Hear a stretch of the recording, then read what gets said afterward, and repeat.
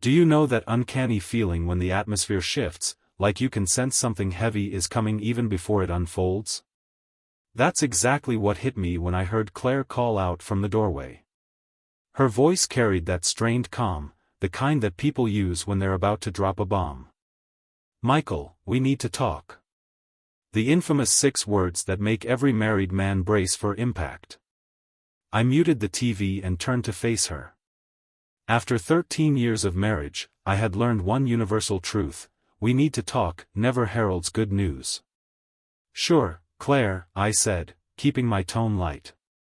"What's on your mind?" She moved further into the room, and that's when I saw him. Jared. He couldn't have been older than 25, a far cry from Claire's 39. He was fit, ridiculously so, and carried that irritating smugness of someone who thinks they've got life all figured out.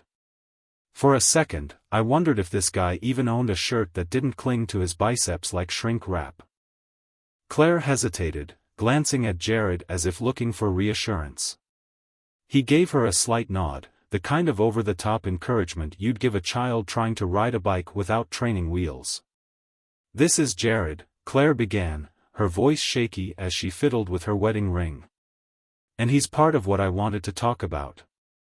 I leaned back in my chair, crossing my arms. "All right, Claire. I'm all ears." She blinked, probably expecting me to lose my temper on the spot. Meanwhile, Jared looked like he was preparing for some Oscar-worthy speech. I decided to let them have their moment. The longer I waited, the more entertaining it would be. "Michael," Claire said, drawing a deep breath, "you've probably noticed that things between us haven't been great lately." "Oh, do tell," I replied, letting my tone drip with sarcasm. She hesitated again, clearly hoping I'd just connect the dots for her. When I didn't, she pushed forward. "I mean, we've drifted apart. Things have felt off. And, well, our physical connection hasn't been what it used to be." "Interesting," I said, raising an eyebrow. "You're talking about the physical connection you've been dodging for the past 2 months, right?" Her face flushed red, and she cast another glance at Jared, as if he might swoop in to save her.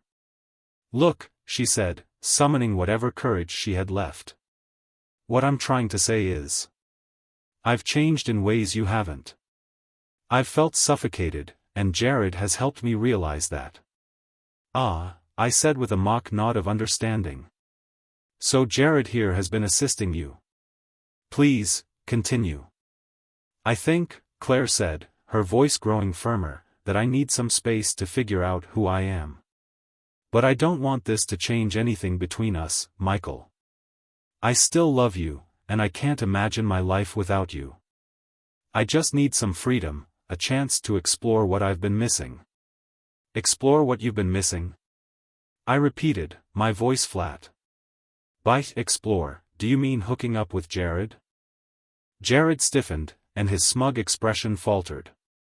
"That's not what she's saying, man. First off," I said, turning my attention fully to him, "I'm not your man. The name's Mr. Carter. And second, how about we let Claire finish her own train of thought?" Jared clenched his jaw, clearly annoyed, but Claire stepped closer, placing a calming hand on his arm. She spoke in that patient, almost condescending tone people use when trying to soothe a child. "Michael, let's not make this harder than it has to be," she said softly, as though the situation wasn't already spiraling into absurdity. "Oh, don't worry," I replied, letting a faint, almost sarcastic smile touch my lips. "I'm all ears, Claire. Please, go on. Enlighten me on your journey of self-discovery." Her face lit up with hope, misinterpreting my tone as understanding. "Exactly. It's not about you, Michael, it's about me. I need this to grow as a person. And Jared and we've discussed it, and we truly believe this arrangement could work for everyone." "Arrangement?" I echoed, my eyebrow lifting as if I hadn't heard her right. "Yes," she said eagerly, as though she were unveiling a revolutionary idea. "I could spend a few nights a week with Jared, but I'd always come home to you. Nothing between us would have to change, Michael. I'd just be happier, and you'd barely notice a difference. I couldn't help myself. A dry, humorless laugh escaped me, cutting through the room like a razor. Both of them froze, uncertain if I was about to blow up or just losing my mind. Let me see if I've got this straight, I said, leaning forward slightly. You're proposing that I continue to pay the bills, fix the house, and play the dutiful husband while you skip off to Jared's bed for your spiritual growth sessions? Is that about right? No, no. It's not like that. Claire protested, her voice tinged with desperation. I'd still be here for you, Michael.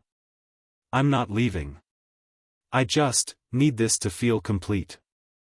I turned my attention to Jared, fixing him with a steady gaze. And you're okay with all of this, Jared?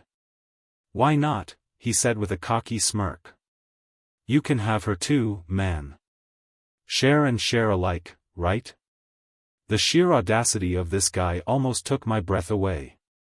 I let the silence drag, giving him a long, appraising look that made him shift slightly. Finally, I broke it. All right, I said, my voice calm and measured. Let's see where this leads. The room went deathly silent. Claire and Jared exchanged uneasy glances, trying to gauge whether I was genuinely agreeing or setting them up for something else. Wait, Claire said cautiously, her voice breaking the tension. You're okay with this? I shrugged, feigning indifference. If it makes you happy, Claire, who am I to stand in the way? Her shoulders relaxed, and she shot Jared a relieved smile. Clearly, they thought they had successfully convinced me. Jared, though, wasn't done basking in his moment of perceived victory. See, he said, grinning smugly. Told you he'd come around. Guess the old man's got some sense after all. Old man? I repeated slowly, shifting my gaze back to him. You think being called Mr. Carter makes me old, Jared? Well, he began, puffing out his chest in a pitiful display of bravado, you've got to be, what, mid-40s? No offense, but Claire mentioned you don't hit the gym much. I smiled then, a cold, deliberate smile that had made many a salesman or overconfident contractor rethink their approach. Jared, predictably, didn't pick up on it. Interesting, I said, standing up and taking a step closer. Tell me something, Jared. What exactly do you bring to the table here? Besides your sparkling personality and unmatched wisdom on fitness? Claire started to interject, but Jared, emboldened by his own ego, charged ahead. Let's be real, man. Mr. Carter, I corrected sharply, cutting him off. Fine, Mr. Carter, he huffed. Let's be real. Claire and I have something you two don't anymore, passion, excitement. She's not looking for someone to fix a leaky faucet. She wants someone who makes her feel alive. Alive, I echoed, as though mulling it over. Well, Jared, I'll give you this, you're certainly confident. But tell me, how's Vanessa these days? The mention of a name he clearly recognized wiped the smirk right off his face. What? He asked, his voice losing some of its bravado. Vanessa, I repeated, watching his reaction with satisfaction. Your wife. How's she doing? Claire's face turned ashen, her eyes darting between us. Michael, what are you talking about? I leaned back slightly, letting the moment stretch out for maximum effect. Oh, Claire, you didn't think I'd just sit back and let you find yourself without doing a little digging of my own, did you? I turned back to Jared. Vanessa reached out to me a few weeks ago. Told me about you and Claire. Funny thing about scorned people, Jared, they tend to bond over shared grievances. Jared's face darkened. You're lying. I pulled out my phone, scrolled briefly, and held up a photo. It was of me and a striking brunette, her arm around my shoulder as we clinked glasses. Recognize her? Sweet girl. Vanessa sends her regards, by the way. Chad's expression shifted from anger to panic as the realization dawned on him. His bravado faltered, and he stammered, "You're bluffing." Linda wouldn't. Wouldn't what? I interrupted, my voice steady. Wouldn't reach out to the man whose wife you've been sneaking around with? Or wouldn't tell me all about your little escapades while we shared a bottle of Merlot? Trust me, Chad. She did. Amanda looked pale, her lips trembling as she stared at me. James, you're lying. This isn't like you, she said, her voice barely above a whisper. I turned to her, raising an eyebrow. Not like me? Mandy, you've made it abundantly clear that we're all about exploring new sides of ourselves these days. I'm just following your lead. Chad's hands balled into fists again, his jaw tightening as he muttered under his breath. You bastard. Careful, Chad, I said, my tone dropping a notch. You don't want to finish that sentence. And you sure as hell don't want to test me right now. Amanda stepped between us, her voice trembling but firm. Chad, stop. This isn't helping. She turned back to me, her eyes pleading. James, please. I didn't mean for any of this to happen. I tilted my head, feigning curiosity. You didn't mean for what to happen, Mandy? Didn't mean to bring Chad into our house? Into our bed? Or didn't mean for me to find out about it? She flinched, her face crumpling as tears welled up in her eyes. I didn't mean to hurt you, she said softly. I was lonely, James. I let out a dry laugh, shaking my head. Lonely? You knew why I was working late, why I was putting in the hours to keep everything afloat. Hell, you knew every sacrifice I made, and yet, you decided to fill that void with this. I gestured at Chad, who was now staring daggers at the floor. Chad finally found his voice. Why the hell would Linda tell you all of this? He demanded. She was tired of your games, Chad, I replied evenly. Tired of your lies. And I guess she figured, why suffer in silence when she could hit you where it hurts? So while you were busy rekindling excitement with Amanda, I was having some very enlightening conversations with your wife. You're full of crap, Chad spat, his voice trembling with fury. Oh, am I? I asked, pulling out my phone again. I tapped the screen a few times and turned it toward him, showing a photo of Linda and me at a restaurant, her hand resting on my arm as we smiled for the camera. Recognize her? Sweet woman.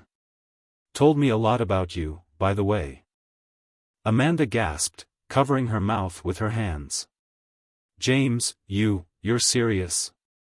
As a heart attack, I said calmly, slipping my phone back into my pocket. You both wanted honesty, right?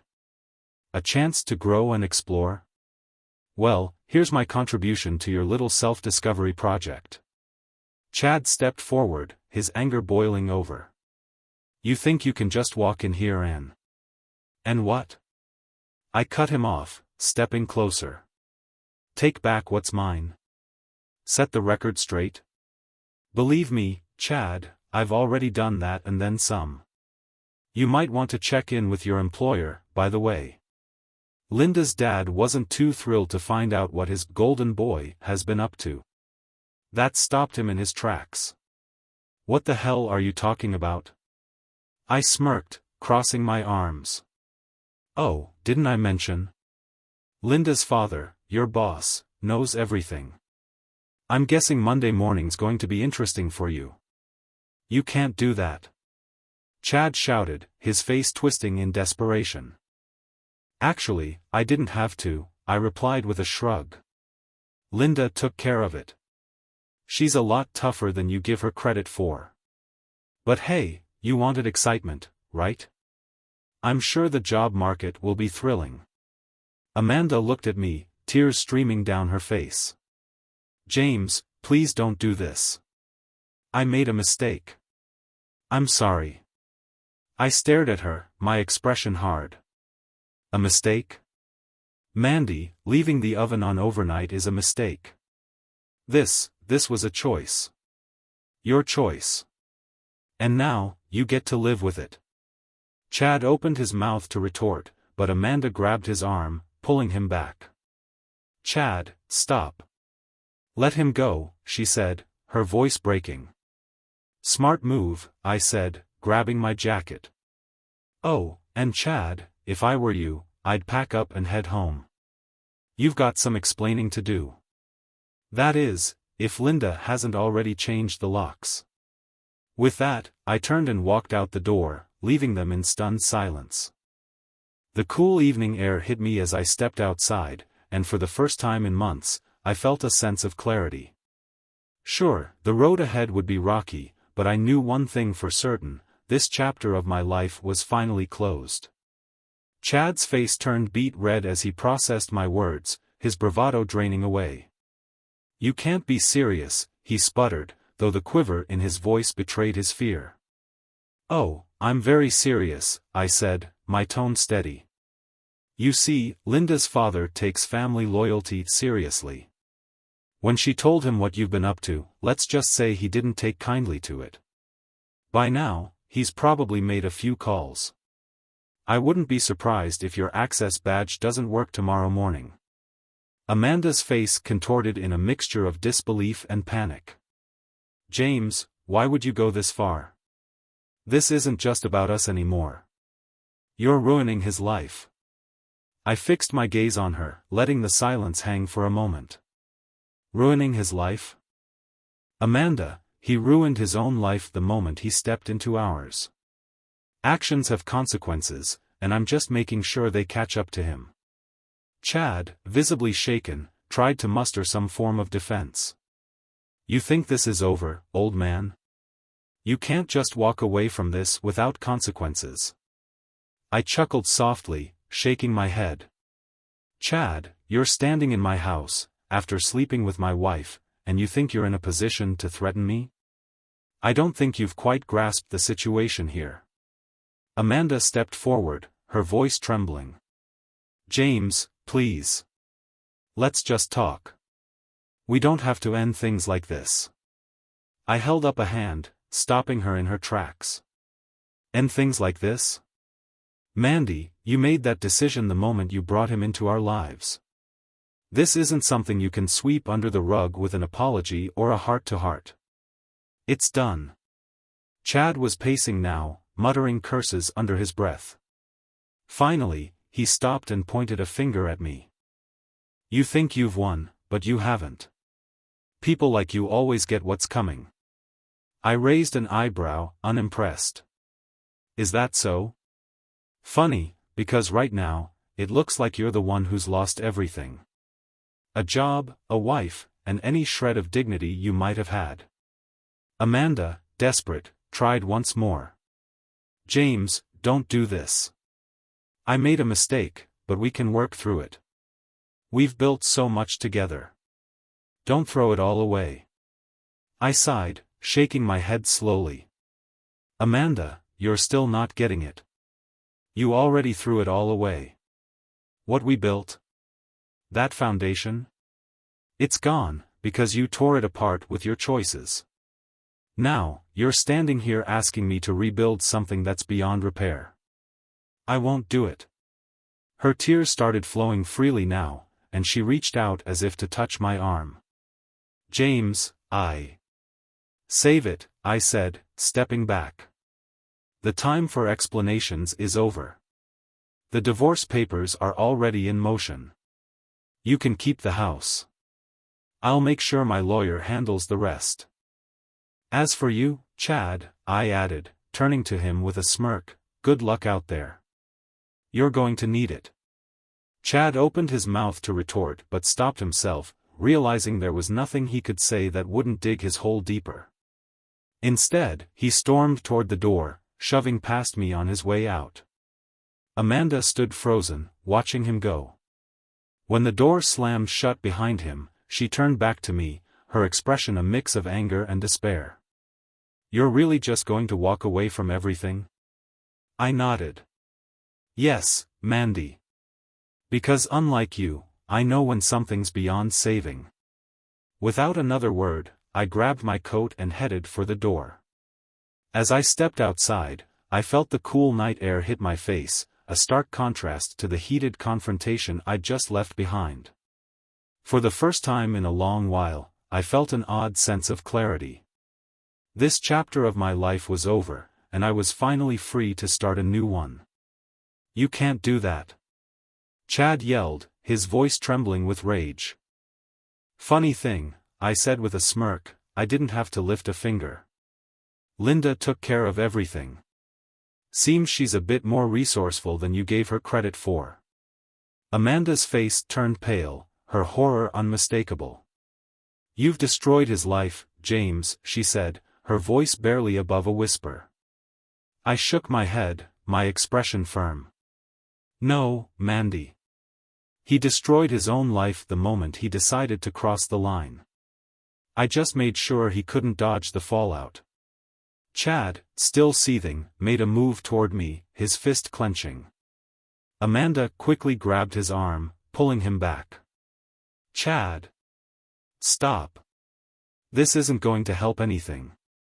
"You're absolutely right," I said, stepping closer, my tone calm but icy. "But if you feel like taking a swing, go ahead. I'd be thrilled to let the police handle you for assault. It'll pair nicely with your unemployment." Chad stopped in his tracks, the weight of my words sinking in.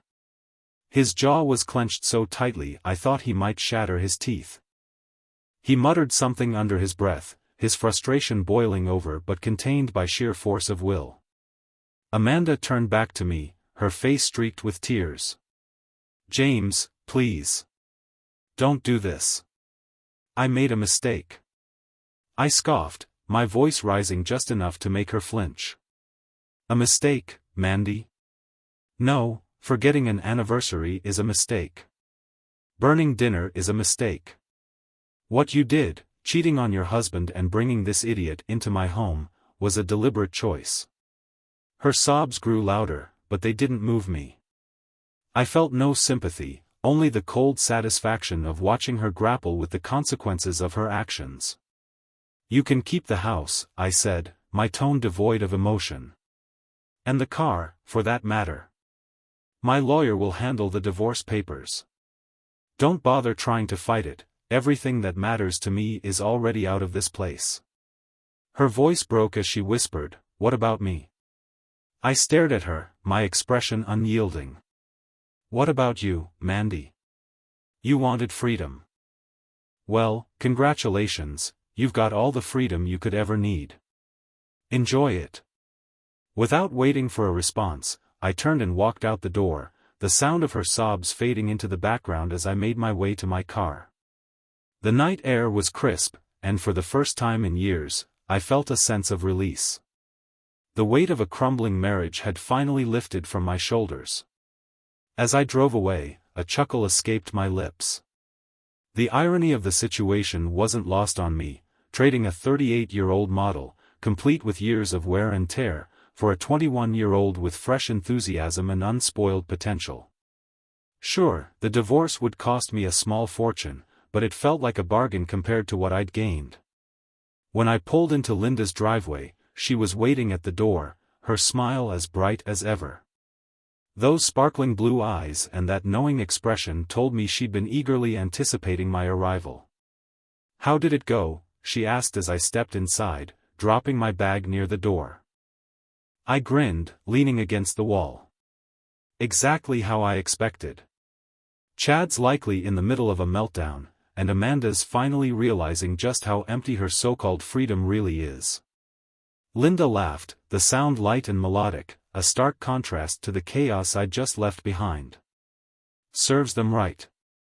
"Couldn't agree more," I said, pulling her into my arms. She tilted her head up to meet my gaze, her smile fading slightly as her tone softened. "Are you really okay, James? After everything?" I paused for a moment, reflecting on the whirlwind of events that had brought me here. Finally, I nodded. "Yeah, Linda. I'm more than okay." For the first time in years, I actually feel free." Her smile returned, and she leaned up to kiss me gently. "Good, because you deserve so much better." "You're damn right I do," I replied, my grin widening as I held her close. As the evening unfolded, I felt a deep sense of triumph. Amanda and Chad had underestimated me, thinking they could manipulate and humiliate me without repercussions. But I had turned the tables, walking away with my dignity intact while they were left to pick up the pieces of their shattered lives.